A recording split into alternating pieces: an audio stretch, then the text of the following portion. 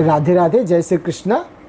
अभी मैं बात करूंगा अपकृत विधि में जो सामान्य बचाव उपलब्ध हैं उसके बारे में। विधि का एक सामान्य नियम है कि अगर आप कोई दोष करेंगे अपकृत विधि के अंतर्गत, कोई आप अपकृत करेंगे तो आपको क्षतिपूर्ति देना पड़ेगा। लेकिन अपकृत विधि के अंतर्गत कुछ ऐसे कंडीशन है, कुछ ऐसे सर्कमस्टांसेज हैं जिसके अंतर्गत अगर उसके अंतर्गत आपका कार्य आ जाता है तो आपको अपकृत विधि के अंतर्गत बचाव मिलेगा। यह उस कार्य उसके अंतर्गत आता है तो माना जाएगा कि अपकृतपूर्ण दोष कारित नहीं की। उसमें से पहला जो है बचाव आपको उपलब्ध है, सामान्य प्रतिरक्षा उपलब्ध है या डिफेंस उपलब्ध है। ये एक ढाल की तरह कि कोई आप पे अपकृत विधि का मुकदमा करेगा, आपसे क्षतिपूर्ति क्लेम करेगा, तब आप इसका बचाव ले सकते हैं। उसमें पहला है act of God. Act of God का मतलब है दैविक कृत्य, ऐसा कार्य जो ईश्वरीय कार्य की श्रेणी में आता हो, जिसको कोई भी मनुष्य नहीं कर सकता। इसका मतलब है कि प्राकृतिक शक्तियां जो नेचुरल फोर्सेज हैं उसका ऐसा अप्रत्याशित परिचालन हो, ऐसा अप्रत्याशित तरीके से वो कार्य करे जिसका कोई भी व्यक्ति पूर्वानुमान ना लगा सके। जो नेचुरल पावर है, जो प्राकृतिक शक्तियां हैं, वो इस प्रकार कार्य करें कि कोई भी व्यक्ति उसका कोई भी पूर्वानुमान लगा ही नहीं सके। जैसे भूकंप आना, तूफान आना, बिजली गिरना, इसका कोई सामान्य व्यक्ति अनुमान नहीं लगा सकता। लैंडस्लाइड हो जाना, हैवी रेन, बहुत हैवी रेन हो जाना। तो इसका जो आवश्यक तत्व है दैविक कृत्य का कि पहले तो घटना पूरी तरह से प्राकृतिक होना चाहिए, वो प्रकृति के शक्तियों से आना चाहिए। चाहे वो भूस्खलन हो, भूकंप हो, बाढ़ हो, तूफान हो, वो नेचुरल हो, प्राकृतिक के द्वारा लाया गया। दूसरा, वो अप्रत्याशित हो, ऑल ऑफ सडन हो, उसका कोई प्रत्याशा या उम्मीद या अनुमान न हो। पहला है कि वो प्राकृतिक घटना हो और दूसरा है वो अप्रत्याशित हो, जो आपको सरप्राइज कर दे, आश्चर्यचकित कर दे कि ऐसा भी हो सकता है। वो घटना जिसका कोई पूर्वानुमान न हो और ऐसे सरप्राइज करे कि आपके पास कोई बचाव उपलब्ध न हो। और इस पूरे घटना में, इस प्राकृतिक शक्तियों के अप्रत्याशित परिचालन में किसी भी प्रकार का मानवीय हस्तक्षेप न हो, ह्यूमन इंटरवेंशन न हो, तब वो कृत्य दैविक कृत्य माना जाएगा। दैविक कृत्य का बचाव है वो आपको तब उपलब्ध होगा वो घटना किसी प्राकृतिक शक्तियों के अप्रत्याशित परिचालन से हुआ हो और उसका कोई भी व्यक्ति पूर्वानुमान न लगा सकता हो, तब आपको दैविक कृत्य का एक्ट ऑफ गॉड का बचाव मिलेगा। इसमें केस है निकोलस वर्सेस मसरलैंड का। ये केस है 1876 का। इसमें एक व्यक्ति का डैम था, उस डैम में पिछले 100 साल से पानी भरता था और उपयोग होता था। कभी भी उस बांध में, उस डैम में, कोई कृत्रिम झील में कोई समस्या नहीं आई। लेकिन एक बार वहां पे ऐसा बारिश हुआ, ऐसा अप्रत्याशित बारिश हुआ जो किसी के स्मरण में नहीं था। पिछले 100 साल में वैसा बारिश नहीं हुआ और उसका परिणाम क्या हुआ कि वो डैम टूट गया और निकोलस जो था उसका नीचे, उस डैम के आगे कुछ उसका प्लाट था, वहां बिल्डिंग मटेरियल था, वो मटेरियल बह गया। उसने नुकसान क्षतिपूर्ति के लिए मसरलैंड के ऊपर मुकदमा किया। न्यायालय में यह साबित हुआ कि ये जो घटना था ये प्रकृति के अप्रत्याशित परिचालन के परिणाम स्वरूप था। जो नेचुरल फोर्सेस थी वो अप्रत्याशित तरीके से काम की, इसलिए ये घटना हुआ और मसरलैंड को एक्ट ऑफ गॉड का बचाव, दैविक कृत्य का बचाव प्राप्त हुआ। दूसरा है केस लल्लूलाल बनाम हेमचंद का। इसमें क्या था कि एक शहर में बारिश हुई, मध्य प्रदेश का केस है ये। बारिश हुआ और एक व्यक्ति का दीवार गिर गया। जब दीवार गिर गया, पड़ोसी को चोट लगा, पड़ोसी उसके ऊपर मुकदमा किया कि हमको क्षतिपूर्ति दिया जाए। तो न्यायालय ने कहा कि बरसात के मौसम में बारिश होता है, इसका हर व्यक्ति पूर्वानुमान लगाता है।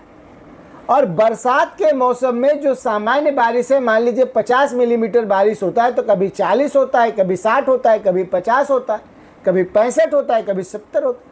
तो इतने बारिश का अनुमान सभी को है और इस सामान्य घटना से अगर किसी को कोई नुकसान होता है तो एक्ट ऑफ गॉड का बचाव नहीं मिलेगा। एक टॉप गार्ड का बचाव कब मिलेगा? जब प्राकृतिक शक्तियां अप्रत्याशित तरीके से ऑल ऑफ सडन, जिसका आपको पूर्वानुमान न हो, आपको सरप्राइज कर दे, इस तरह का कोई परिचालन करती है और उससे कोई नुकसान हो जाता है, तब एक टॉप गार्ड माना जाता है और तब आपको एक टॉप गार्ड का बचाव मिलता है। एक टॉप गार्ड का बचाव आपको तभी मिलेगा, उसी घटना से मिलेगा जो केवल प्राकृतिक शक्तियों के अप्रत्याशित परिचालन से हो। जैसे मैं आपको एक एग्जाम्पल देता हूं कि मुंबई शहर में अभी पिछले 2-3 साल पहले बहुत हैवी रेन हुआ। शहर में जगह जगह पानी भर गया और उस पानी भरने के परिणाम स्वरूप क्या हुआ, नगर निगम ने यह तय किया कि कुछ मेन होल के ढक्कन हटा दिए जाएं ताकि पानी तेजी से निकल सके। उन्होंने हटा दिया और हुआ ये कि एक डॉक्टर साहब उसके अंदर गिर गए और उनकी बॉडी बरामद नहीं हुई। तो क्या ये एक टॉप गार्ड माना जाएगा? क्योंकि जैसे ही आप मेन होल का ढक्कन हटाएंगे, सामान्य प्रज्ञा का व्यक्ति ये पूर्वानुमान कर लेगा कि अगर कोई वार्निंग, कोई चेतावनी यहां नहीं लगाया गया, कोई हर्डल क्रिएट नहीं किया गया, तो कोई भी व्यक्ति इसमें गिर सकता है। ठीक है, तो ये मानवीय हस्तक्षेप से हुआ था, इसलिए ऐसी घटना को एक टॉप गार्ड का घटना नहीं माना जाता। ये एक टॉप गार्ड का बचाव आपको तब मिलेगा जब प्राकृतिक शक्तियों ने अपना परिचालन अप्रत्याशित तरीके से किया हो और उसका कोई पूर्वानुमान न लगाया जा सके, तभी आपको एक टॉप गार्ड का बचाव मिलेगा। अपकृत विधि के अंतर्गत दूसरा जो बचाव है वो है आवश्यकता का बचाव, कि आपके द्वारा जो अपकृत्य किया गया उस समय किया जाना आवश्यक था, बिना उसके किए नुकसान हो सकता था। अब ऐसी आवश्यकता कौन सी है जिसके लिए आप किसी को नुकसान पहुंचा सकते हैं?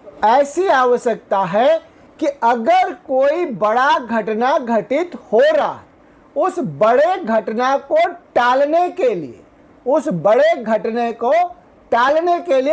घटना के निवारण के लिए आप कोई छोटी घटना कर देते हैं, तब आपको आवश्यकता का बचाव मिलेगा। जैसे आग लगा हो और वो आग ज्यादा फैले नहीं, इसकी वजह से आप कोई बीच का दीवार जो है उसे थोड़ा सा डैमेज करके अलग अलग कर देते हैं ताकि आग ना फैले। ऐसी परिस्थिति में आपको आवश्यकता का बचाव मिलेगा। या आग लगा है, आग ज्यादा ना फैले, उसको बुझाने के लिए सामने के घर में ड्रम में, टैंक में पानी है, उस पानी का उपयोग करके आप आग बुझा देते हैं, तब आपको आवश्यकता का बचाव मिलेगा। आवश्यकता का बचाव जिस सिद्धांत पे आधारित है, अधिकतम व्यक्तियों का अधिकतम लाभ अगर आप पहुंचा रहे हैं और उस अधिकतम व्यक्तियों के लाभ के लिए कुछ छोटा नुकसान आप कर देते हैं, तो आपको अपकृत विधि का बचाव, अपकृत विधि में आवश्यकता का बचाव मिलेगा। जैसे अगर कोई बांध टूट रहा हो, उसको टूटने से बचाने के लिए आप किनारे से रास्ता खोद के और पानी अलग दिशा में बहा देते हैं और उससे किसी को नुकसान हो जाता है और बड़ा धन-जन का हानि बच जाता है, तब आपको आवश्यकता का बचाव मिलेगा। अब तीसरा जो बचाव आपको अपकृत विधि के अंतर्गत उपलब्ध है वो है असंभावी दुर्घटना का। असंभावी दुर्घटना का मतलब है कि आपके द्वारा उस दुर्घटना को टालने का अपनी तरफ से जितना भी सम्यक सतर्कता बरतना था, आप जितना भी सतर्कता बरत सकते थे कि वो दुर्घटना ना घटित हो, आपके द्वारा वो सारी सतर्कता बरत दी गई। आपने अपनी तरफ से कोई भी कमी, कोई भी कसर नहीं छोड़ा। उसके बावजूद अगर वो दुर्घटना हो जाती है तो वो असंभावी दुर्घटना कही जाती है। उसको रोकना मनुष्य के बस में नहीं माना जाता। स्टैनली बनाम पावेल का केस है इसमें। उस केस में हुआ क्या कि दो दोस्त थे, दोनों शिकारी थे, हंटिंग का काम करते थे, शिकार करने का काम करते थे और वो जंगल में गए शिकार करने। तो उन्होंने एक जगह जंगल के बीच में डिसाइड किया कि अब राइट साइड में मैं जाऊंगा और लेफ्ट साइड में आप जाना, मतलब एक साइड में, एक दूसरे के अपोजिट साइड में दोनों ने जाने का निर्णय लिया और निर्णय लिया कि अब दोनों हम लोग यहीं पे आके मिलेंगे और कोई भी किसी के साइड में नहीं जाएगा ताकि जो हम लोग शिकार के समय आर्म यूज करें उससे हम में से कोई घायल ना हो।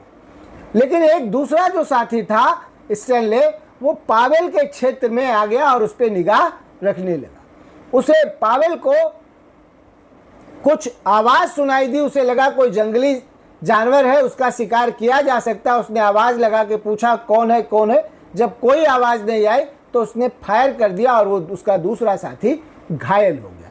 जब उसने उसके ऊपर अपकृत्य विधि का मुकदमा किया तो न्यायालय ने इसे असंभावित दुर्घटना माना और उसे एक बचाव दिया। असंभावित दुर्घटना का मतलब है कि आपके द्वारा उस दुर्घटना को टालने का अपनी तरफ से सारा प्रयास कर लिया गया था। जो भी सतर्कता आपको बरतना था, जो भी कार्य करना था, आपने अपनी तरफ से सारा कर लिया था, उसके बावजूद वो घटना घटित हो गई तो वो असंभावित दुर्घटना मानी जाएगी। लॉर्ड डियोडिन इसके विषय में कहते हैं कि मनुष्य संभावित घटनाओं के प्रति सावधानी बरतने का कर्तव्य रखता है।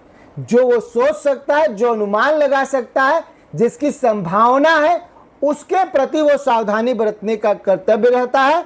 लेकिन काल्पनिक घटनाओं के बारे में वो सावधानी बरतने का कर्तव्य नहीं रखता है। मान लीजिए कि आपके पास कोई गाड़ी है, वो प्रॉपर मेंटेनेंस है, सारा सिस्टम उसका सही है, वो सही चलता है, ठीक है। अब अचानक एक दिन आपने स्टार्ट करना शुरू किया, उसका साइलेंसर गिर गया और किसी ने उस साइलेंसर को उठा लिया, जल गया, ठीक है। तो आप ये अनुमान लगा सकते थे कि मेरा गाड़ी बिल्कुल मेंटेन है, गैरेज से आया है, ये गिर जाएगा और कोई व्यक्ति उठा लेगा, जल जाएगा। तो ऐसा घटना जिसका आप अनुमान नहीं लगा सकते, कल्पना नहीं कर सकते, अगर वो घटित हो जाता है तो वो दुर्घटना की श्रेणी में आता है। इसमें एक केस, दूसरा केस है ब्राउन बनाम कैंडली का। इस केस में क्या हुआ कि दो कुत्ते आपस में लड़ रहे थे और एक व्यक्ति छड़ी के माध्यम से कुत्तों को हटाने का प्रयास कर रहा था और खुद भी पीछे आ रहा था। तो छड़ी चलाने के लिए जो भी जगह चाहिए आगे पीछे का वो ले रहा था। अब उसके पीछे जब वो छड़ी पीछे कर रहा था तो एक आदमी आ गया, उसके आंख में लग गया, उसे चोट लग गई।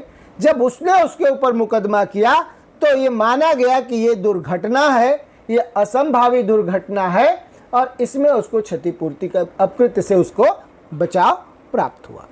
असंभावित दुर्घटना का बचाव आपको तब मिलेगा जब आपके द्वारा उस घटना के निवारण के लिए, उसके टालने के लिए जो भी आवश्यक सम्यक सतर्कता बरतना है, आपके द्वारा सारी सम्यक सतर्कता बरती गई। उसके बावजूद भी वो घटना अगर घटित हो जाती है तब सम्यक दुर्घटना का, असंभावित दुर्घटना का आपको बचाव प्राप्त हो।